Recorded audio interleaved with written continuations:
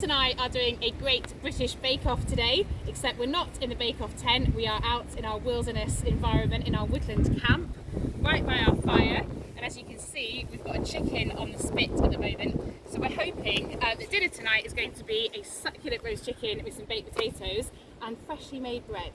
So you can see here a selection of our ingredients that we've got, and most of these have been donated by the local community, which is so lovely of them. We've got general bread making stuff here to make the bread with, and then some herbs and spices that we can use to flavour it, maybe a bit of cheese, there's a pepper, some tomatoes, cranberries, and some dried chilies here, just so that Chris and I have got some choice for flavourings. It is a competition after all.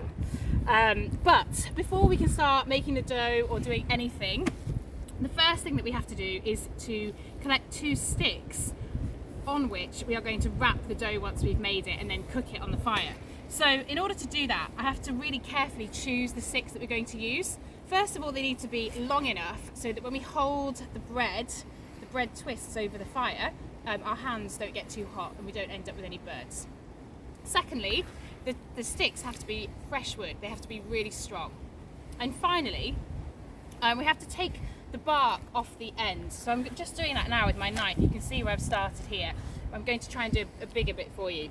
So always moving the knife away from me, but stripping the bark off the end of the stick. And the reason that we do that is because the bark is what's going to burn first when we put it over the fire. So we don't want any bark to end up in our bread.